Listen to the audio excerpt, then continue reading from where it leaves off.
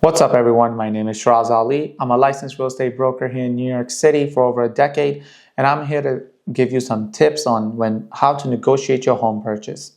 So if you're not using a real estate agent or a real estate broker, and you're doing it on your own, and you're ready to get down and do all the work and purchase your home and negotiate it yourself, here are some tips that you can take along with you that'll help you. Things that I use for my clients and that worked for me, has worked for my clients and gotten great results. First off, do your homework. So you identify a property. It's amazing. This is the house you want to get. However, the price is something that's not really attractive to you. Maybe it's a little bit too high, or maybe it is the perfect price. But guess what? You can always negotiate it a little bit below, even if it's just a few $1,000s. So once you identify the property, you want to do your homework on the neighborhood, or even before even finding the property. Let's say you just decided on the neighborhood. Do your homework. Figure out what is the average price homes are sold for within the last 6 months, and what's the average price of homes on the market for the type of home you're looking for, whether that's single family, multifamily, or investment with mixed use property or straight commercial property, whatever it might be.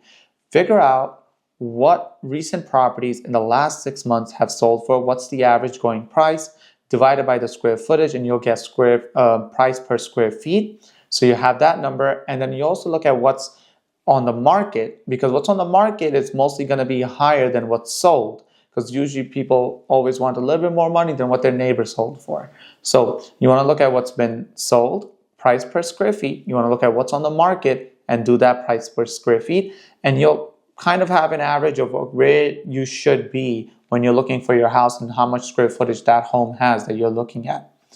So know your pricing. Next, you want to account for any additional features. So if the house that you're looking at has a pool, has a deck, maybe the windows were just upgraded, has a brand new roof or a new furnace or a new boiler, things like this add value to homes. So even though the numbers you're coming up with might be slightly lower than what the seller is asking, you have to account for these additional features that can raise the price of the home a little bit more than what you've calculated on your end. So this way you can see, okay, this is how the agent or the seller has posted their property at this price point.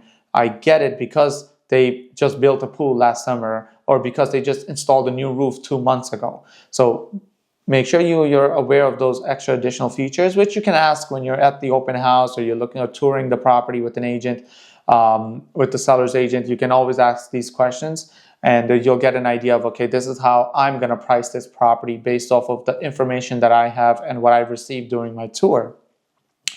Next, when you're ready to submit your offer, so now you know, okay, you have an idea of this is what I'm submitting my price at. So if they're asking $800, you did your homework, you're like, you know what, $780 is a great price for this house because of the additional features with the comps that I have. This is where I am at. So in order for you to get $780, what you're gonna have to do is you're gonna have to go in a little bit lower at $775, maybe $770, because listen, everybody loves to negotiate, everybody wants to win. So you want to make the seller feel as if they've gotten a price point within the range that they're looking for, but maybe they can get a few thousand more by countering you. But you know you want to be around $780. So go ahead and offer $770 on the house, but also give your comps when you submit your offer. Say, hey, Mr. Seller, Mr. Agent, this is what I've been looking at. These are the houses that have been sold. So based off of this is the price tag that I'm coming up with. So you want to offer your comps. Next, you want to also submit your pre-approval. This way they know you're serious. You've already done your due diligence with your lender and that they've checked your documents, not a pre-qualification. Those are dead. Nobody even cares about those anymore these days. A pre-approval, a hard pre-approval, means you submitted your income documents, they've checked your credit, they've verified your income. And based off of this, they have given you a solid pre-approval letter saying you qualify at, let's say, $800,000 for a single family home. And when the seller sees that, they know this person is serious, they've done their homework. I'm gonna close quickly on this transaction if I was to sign the contract.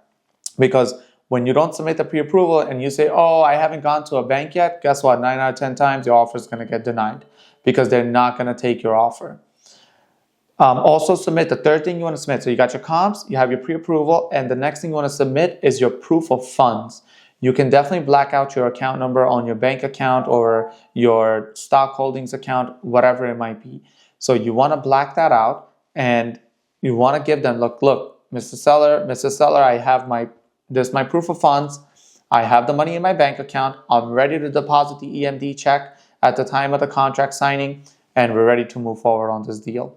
So if you're really lucky, they'll come back and say, great, based off the information you gave us, we feel very comfortable signing this contract with you because we won't lose our 2 to 3 months and waste our time off market. Because once a contract is signed, they can't go sign another contract with someone else. So they're basically waiting on you to complete your mortgage process and purchase the property.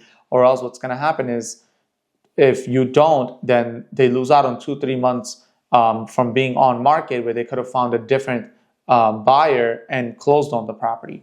So once you give these 3, this is solid enough proof that you are very serious, you're ready to move forward. So 2 things will happen. Either they'll come back and accept just as it is, or the second thing is they'll say, no, hey, let's meet at 790 or let's meet at 795, whatever it might be. And then you kind of take it from there and you negotiate the price from there. Now, a bonus, you still have time to negotiate again one more time. That's at the time of inspection. So prior to so you guys have agreed to a certain price. Now you're going to conduct your home inspection. You're still not signing contracts yet. You're going to do your home inspection. Once your home inspection is complete by a reputable home inspector, that you will take that report, you will break it down. They will give you recommended repairs. They'll tell you, hey, we saw this is what's wrong with it. This is what we recommend in repairs, etc., etc. You can talk with your home inspector, speak with them and see, okay, hey, if I was to, let's say, do these repairs myself, what would it cost me if the seller did it, etc. And then let's say it's $5,000 in repairs. Now you can go back to the seller and say, hey, Mr. Seller, this is what my inspector came back with. It's going to cost around $5,000 for repairs. So it's either you can do the repairs for me and give it to me with all these repairs done at the time of closing, or what we can do is you can just take the $5,000 off on the purchase price and I'll do the repairs myself at post-closing. So you can do either these two. Now it depends on the repairs. Obviously your home inspector should be able to guide you on whether something should be left on to the seller to do, so you don't have, because it might end up costing you way too much if you did it afterwards. Or they might tell you, you know what, these little things is fine. Maybe, you know, one of the windows wasn't opening properly, so fine, take $200 in credit and lower the price, or $1,000, whatever it might be. So discuss that with your home inspector and they'll be able to guide you on that. So I hope this video helped you guys on negotiating your home purchase if you're looking to do it yourself. If not, you want a pro on your side, feel free to reach out to us here at Suits Realty. We work all 5 boroughs, including Long Island, and my team will be able to help you and throughout this entire process, because it does get more complicated than just the bullet points I pointed out. There is more to it than that, and we handle everything from A to Z on your purchase. My name is Shiraz. Make sure you like, share this video with somebody that you think this might help out, and I'll see you guys on the next one.